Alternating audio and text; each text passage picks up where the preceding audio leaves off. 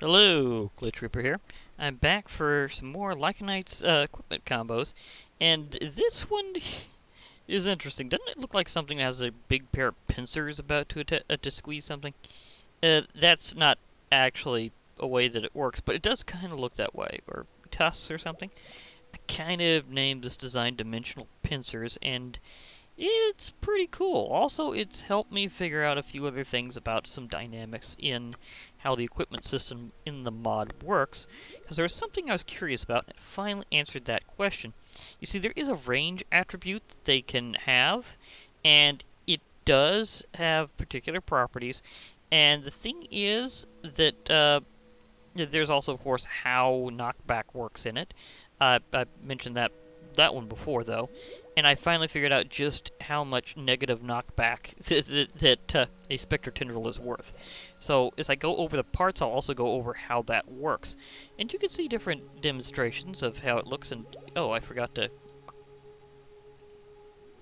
ahem. There you go. Various ways of how it looks in various kinds of displays. Again, I really think the Evil Craft on the wall version of a little item display stand works best.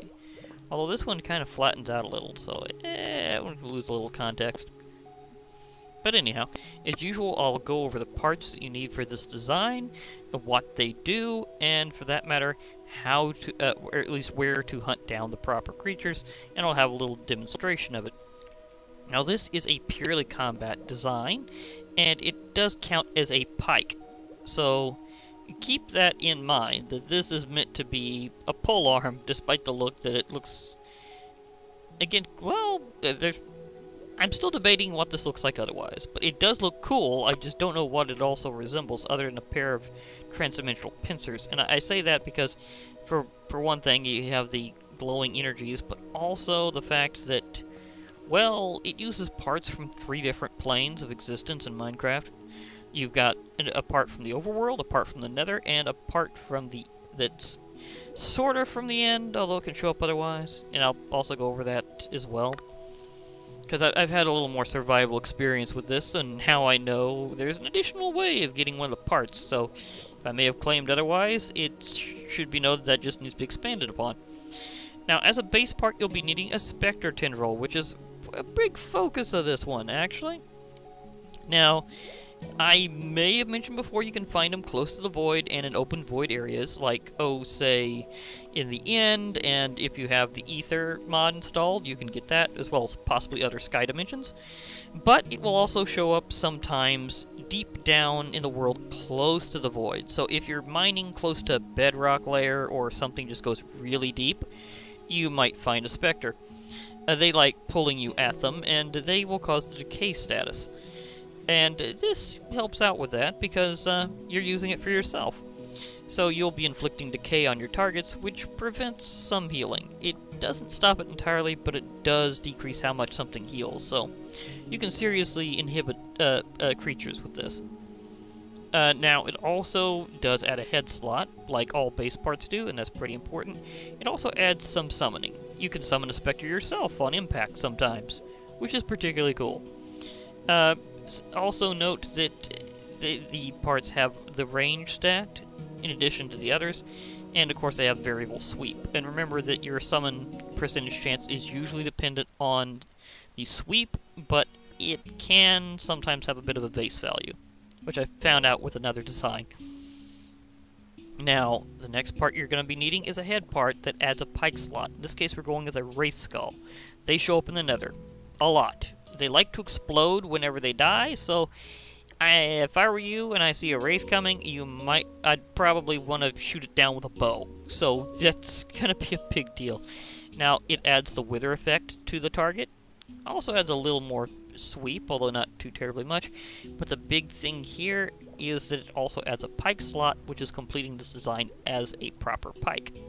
So keep that in mind as well.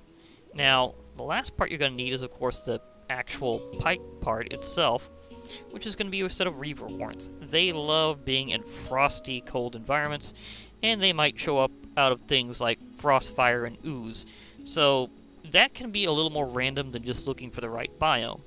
So sometimes you might fight Reavers in also events, if you have them enabled, where they'll show up in some rather frosty and wintry themed events. So there's more than one way to get a hold of some Reaver Horns.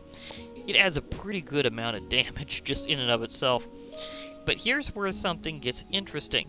It has a range stat of 3, and you get range 2 from the Spectre Tendril and 1 from the Wraith Skull. Overall, that's a range of 6. So yes, the completed weapon has a range of 6 blocks. So that's something about variable parts with Lycanites mobs.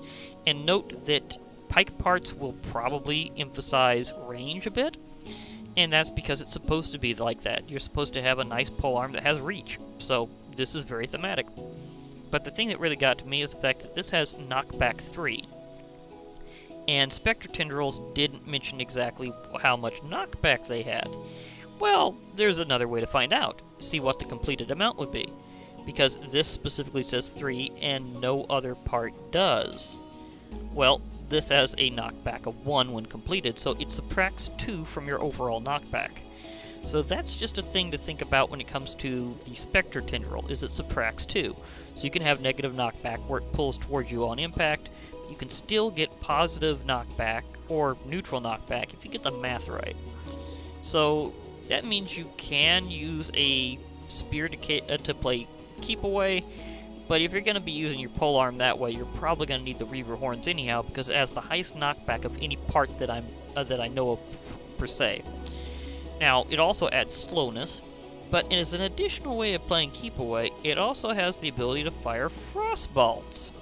Yeah, that's right, I don't know exactly when that part was added, but he has been slowly updating, giving more parts projectiles, so that's a pretty big thing.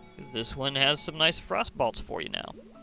As usual, I'll be assembling it, and remember, to be able to get these blocks you'll be needing for support of your equipment in Lycanites mobs, you'll be needing to start off with a lesser equipment forge, which is a crafting table and a wooden axe. Note specifically wooden axe. To get the greater equipment forge, you need that, and you need to add a block of iron to it. To get the Master Equipment Forge, you need the Greater Equipment Forge and to add a block of diamond to it.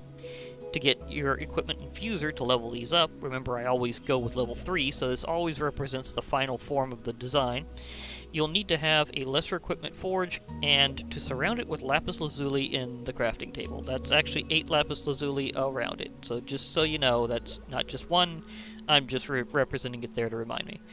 Okay, now for the traditional creation of the item. And I gotta be careful what slot I'm on, or I might... Oh, wrong thing. That'll be for the naming ceremony later. Okay, as I was gonna say, the traditional creation of the item in the Master Equipment Forge, I've added my base part, which is the Spectre Tendril, my head part, which is the Wraith Skull, and I've added my pike part, which is the Reaver Horns.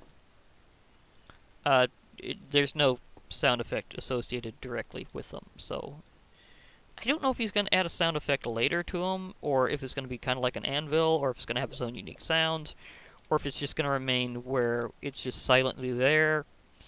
I'm not entirely sure which way he's going to go with whether or not he has any sound effects on them, but just saying that that's how it is.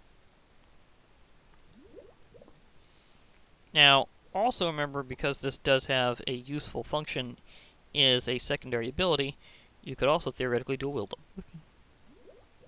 So now I have double the pincers. I mean, this is just ridiculously nasty. Because check this out.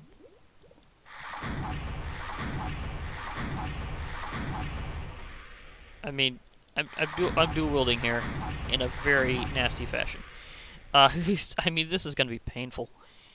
However, I'm going to be fighting something a little different-ish, kind of. When I'm going for pure combat, I tend to go for a straight-up fight, obviously. I am going to be fighting a minnow shroom. Now, I don't think I've eaten in a while on this file, so I will probably be using that minnow shroom to get some food.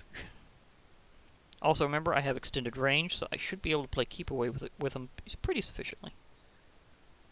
I might want to put that a little closer to my actual weapon. There we go.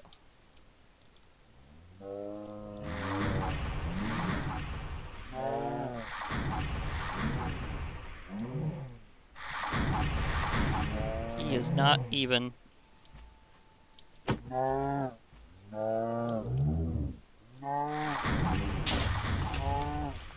He is just getting slowed down so hard. Okay, he actually hit me with a shockwave that time. He kinda has to commit to his charges. Okay, now I got my food. I really had to earn that meal. Oh, there's also this. Yeah, the fact is you can actually eat those. Mmm. Beef stroganoff.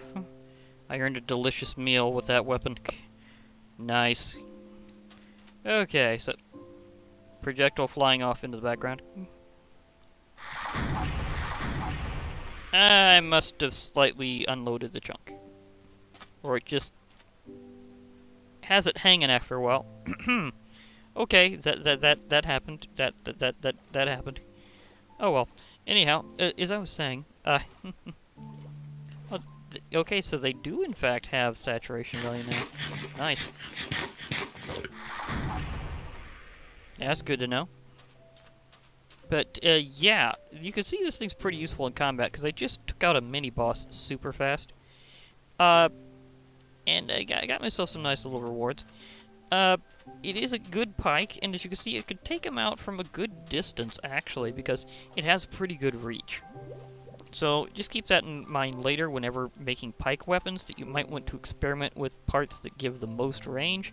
And why are those... Okay, I should have figured. I was gonna say, why are those animals hanging in midair? But, yeah, I mean, I had to know that it was just a loading issue. Oh well. Anyhow, hope you enjoyed this neat little design and the little welcome fight for it. Or would that be more of a... Well, it's still more of a demonstration fight. So, yeah, I'm probably gonna use something like this design pretty much in the future at some point. I mean, a lot of these designs I'm going to probably be able to use whenever I get the parts. But, yeah, I could probably use this in some of my modded worlds. Because, I mean, just think about it. I mean, seriously. I mean, all three parts are fairly easy to get.